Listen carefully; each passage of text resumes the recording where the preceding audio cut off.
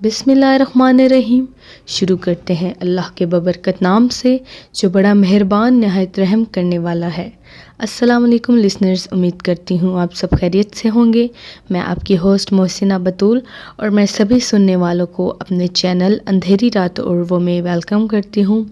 Listeners, आज मैं आपके लिए बहुत ही खौफनाक हॉरर स्टोरीज़ लेके आई हूँ। अगर आपको मेरी स्टोरीज़ पसंद आएँ तो अपनी राय कमेंट बॉक्स में ज़रूर शेयर कीजिएगा। लिसनर्स, अगर आप भी स्टोरीज शेयर करना चाहते हैं मेरे साथ तो आप कमेंट बॉक्स में अपनी स्टोरी शेयर कर सकते हैं या मेरे फेसबुक अकाउंट मोहसिना बतूल के नाम से है, आप उस पर स्टोरी शेयर कर सकते हैं। लिसनर्स, हम बढ़ते हैं अपनी खौफनाक कहानियों की जानिब। हमारी आज की पहली स्टोरी हमसे शेयर कर रही हैं हानिया सरगोदा से। हम सुनते हैं हानिया की कहानी, हानिया की ज़बानी। लिसनर्स, ये थी हानिया सरगोदा से। हानिया, आपका बहुत शुक्रिया, आपने अपनी स्टोरी हमारे साथ शेयर की। लिसनर्स, जैसा कि मैंने अपनी पिछली स्टोरीज़ में आपसे शेयर किया था कि जो लोग काले इल्म के ज़रिए दूसरों को नुकसान पहुंचाते हैं, वो अपना मकसद पूरा करने के लिए दूसरों की ज़िंदगी तबाह कर देते हैं। ऐसे लोगों के लिए दुनिया और आखिरत में बहुत बड़ी सज़ा है। अल्लाह ताला हमें ऐसे लोगों से दूर रखें और हमें नेक काम करने की तौफीक अता फरमाए। हमें नहीं पता होता कि ऐसे काम करने से हम लोगों के साथ काफ़ी कुछ बुरा हो सकता है। हम लोग दूसरों के लिए गड्ढा खोदते हैं और उसमें खुद गिर जाते हैं। अस्सलाम वालेकुम, मैं हानिया और मैं आपसे एक वाक़या शेयर करना चाहती हूँ कि मेरी लाइफ में एक ऐसा वाक़या हुआ, ओरिजिनल हॉरर वाक़या ये है कि हमारे घर के 3 कमरे हैं और एक अलग है और एक कमरे के अंदर से रूम निकलता है। तो उस रूम का दरवाज़ा गर्मियों में खुला होता है और सर्दियों में बंद होता है। तो ऐसा हुआ कि एक दफ़ा का वाक़या है कि मुझे तवीज़ वग़ैरह पड़ गए थे। तो जब मुझे तवीज़ पड़े तो मुझे लाइव चीज़ें वग़ैरह नज़र आने लग गई। तो मैंने अपनी आंखों से देखा कि हमारा जो तीसरा कमरा है उसमें एक बड़े लंबे बालों वाली एक लड़की है और उसका बहुत डरावना चेहरा था।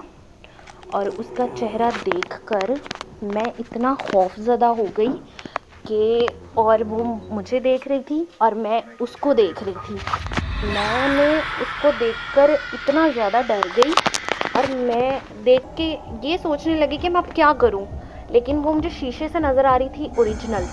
जब मैंने उसको देखा कि उसका इतना डरावना चेहरा था और उसके इतने लंबे बाल और उसने वाइट कलर का वो पहना हुआ था चोला टाइप, तो मुझे इतना उसको देख के खौफ आया। जब मैंने उसको देखा गौर से तो वो अपने हाथों को इशारा कर रही थी कि आप मेरी तरफ आओ, लेकिन मैं उसकी तरफ जाना नहीं चाहती थी। मेरे दिल की धड़कनें इतनी ज़्यादा तेज़ हो गई थी कि मैं क्या करती मुझे समझ नहीं आ रही थी। फिर मैंने अपने दिल पे हाथ रख के नादेली पढ़ा और जब मैंने नादेली पढ़ा तब जब मैंने आंखें खोली तो मैंने देखा कि वो गायब हो चुकी थी। लिसनर्स, इसी के साथ हम अपनी दूसरी खौफनाक कहानी की जानिब बढ़ते हैं जो कि हमारे साथ शेयर कर रहे हैं सैफ़ रावलपिंडी से। हम सुनते हैं सैफ़ की कहानी, सैफ़ की ज़बानी। अस्सलाम वालेकुम मोहसिना, क्या हाल है, खैरियत से हैं? अच्छा मोहसिना, मैं आपको एक हॉरर स्टोरी शेयर करता हूँ। एक्चुअली मेरा एक दोस्त है जो कि स्कर्दू रहता है, ठीक है। तो एक दिन पिछले दिनों उसकी कॉल आई थी तो गपशप हो रही थी। तो उसने मुझे वाक़या सुनाया कि मैं यूनिवर्सिटी में वहाँ पढ़ता है, वहाँ यूनिवर्सिटी के पीछे ना एक ओल्ड बिल्डिंग है जहाँ जाना ममनू है। तो वो कह रहा था कि मैं बड़ा ब्रिलियंट था स्टूडेंट, तो मुझे टिकटॉक बनाने का बड़ा शौक़ था, मीन्स उसको। तो वो कहता है कि जब से टिकटॉक आई तो मेरा काम यही था कि एवरी टाइम मैं टिकटॉक वीडियो बनाता था और पोस्ट करता था, ठीक है। तो एक दिन कहते हैं मैंने अपने दोस्त से कहा कि आओ चलते हैं यूनिवर्सिटी के बैक जो बिल्डिंग है वहाँ चलते हैं, वो हिस्टोरिकल बिल्डिंग सी है, तो एक डिफरेंट टिकटॉक हो जाएगी। तो कहते कि जी, दोस्त मेरा चल पड़ा। जो ही मेन उस बिल्डिंग के आगे आए पहुँचे तो मेरे दोस्त ने, हमें डर लग रहा था दोनों को कि यार बड़ी खौफनाक बिल्डिंग लग रही है। तो मेरे दोस्त ने तो साफ इनकार कर दिया कि भाई मैं तो नहीं जाता, आपने जाना है, आप जाओ बना के आ जाओ बाहर, मैं आपको बाहर वेट करता हूँ। पता मुझे भी डर लग रहा था, मगर मैं टिकटॉक का जुनून था तो मैं अंदर चला गया। वो कहते दोस्त कहते मैं अंदर गया हूँ तो ऐसा लग रहा था जिस तरह मेरा दिल बैठ रहा है।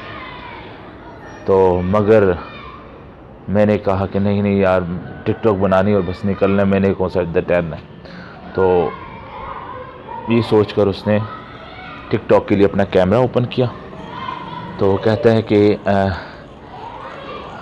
आवाज़ आई जिस तरह किसी की ना रोने की आवाज़ आई, लग रहा है जिस तरह पीछे से कोई आवाज़ आ रही है। तो मैंने कहता है मैंने पीछे मुड़ के देखा, कोई नहीं। अचानक मेरे पास से इस तरह लगा, मुझे महसूस हुआ जैसे कोई मेरे पास से गुजरा है, हवा का झोंका होता है ना, वैसे कहते मेरे पास से गुजरा, ऐसा फील हुआ। तो कहते हैं मैंने पीछे साइड पे देखा, कोई भी नहीं था। फिर कहते हैं मैंने अपने मोबाइल की तरफ देखा तो बैटरी मेरी 100% थी, वो एकदम ज़ीरो पे आके एकदम सेल फ़ोन ऑफ हो गया। तो कहते हैं कि मुझे एकदम खौफ आया और मैं जो हूँ ना वापस एग्ज़िट होता है ना उस बिल्डिंग से बाहर आ गया। तो मेरे रंग उड़े हुए देख के दोस्त ने पूछा क्या हुआ है, तो मैंने उसे बताया ये मामला हुआ सारा। तो उसने कहा चलो यार जल्दी घर चलते हैं। तो वो अपने घर चला गया, मैं अपने घर आ गया। तो बुरी रात मुझे नींद नहीं आई। कहते ऐसे लगता था जैसे कोई मेरे कंधों पर बोझ है, कंधों पर गर्दन पर ऐसे जिस तरह कोई बैठा हुआ है, तो जैसे किसी ने ज़ोर वज़न डाला हुआ है। तो फिर कहते हैं कि मैंने फिर उसके बाद तौबा कर ली कि मैं उस बिल्डिंग पे नहीं जाऊंगा। शुक्रिया। ये थे सैफ़ जिन्होंने अपने फ्रेंड की स्टोरी हमारे साथ शेयर की। सैफ़ आपका बहुत शुक्रिया, आपने अपने फ्रेंड की स्टोरी हमारे साथ शेयर की। लिसनर्स, सैफ़ हमारे स्टोरीज़ पार्टनर हैं और जो सैफ़ की स्टोरीज़ आप तक पहुंचती हैं वो बिल्कुल 100% सच्ची होती हैं।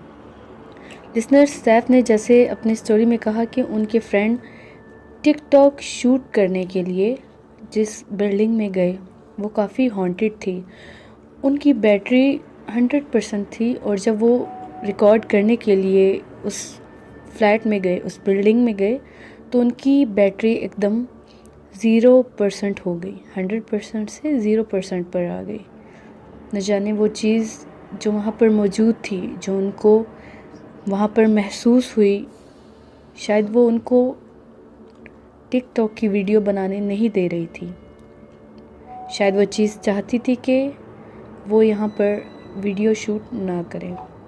बहरहाल वो कहते हैं कि ये बहुत अच्छा हुआ जो हम वहाँ से सही सलामत वापस आ गए, वरना वहाँ पर जो चीज़ें थी हमें नुकसान भी पहुँचा सकती थी। लिसनर्स, अब मैं आपसे इजाज़त चाहूँगी। इंशाल्लाह ताला अगली सच्ची कहानियों में आपसे मुलाकात होगी। तब तक के लिए आप अपना और अपने घर वालों का बहुत ख्याल रखिएगा। मुझे दुआ में याद रखिएगा। अल्लाह हाफ़िज़। अल्लाह नेगेबान।